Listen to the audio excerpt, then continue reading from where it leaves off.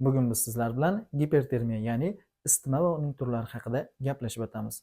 Xo'sh, gipertermiya nima? Gipertermiya bu inson organizmida temperaturaning normal miqdordan yuqoriga ko'tarilishi hisoblanadi. Insonda normal temperatura yoshi kattalarda 36,6 gradusdan 36,9 oralig'ida bo'ladi. Yosh bolalarda, yangi tug'ilgan bolalarda bu ko'rsatkich 36,5 gradusdan 37,5 gradus oralig'ida bo'ladi. Turli xil etiologik omillar, ayniqsa bakteriyali, zamburug'li, virusli kasalliklardan so'ng, parazitar kasalliklardan so'ng yoki toksinlardan zaharlanishlar, intoksikatsiyalar natijasida va bosh miyadagi qator o'zgarishlar tufayli temperaturaning ko'tarilishi kuzatilib turadi. Temperaturaning ko'tarilishi to'rt xil tipda namoyon bo'ladi.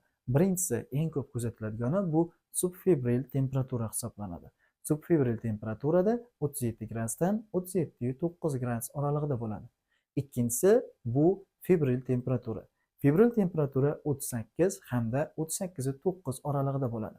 Uchinchisi piretik temperatura. Piretik temperaturada temperatura 39 gradusdan 41 gradusgacha bo'ladi. Hamda giperpiretik temperatura, ya'ni juda ham yuqori temperaturaning ko'tarilishi, bu 41 gradusdan yuqorini ko'rsatadi. Temperaturaning yuqori darajaga ko'tarilishi inson hayoti uchun xavfli omillarni, ya'ni febril talvasalarning kuzatilishiga yoki moddalar almashinuvining izdan chiqishiga sabab bo'lishi mumkin. Temperatura ko'tarilgan holatlarda zudlik bilan shifokorga murojaat qilish tavsiya etiladi.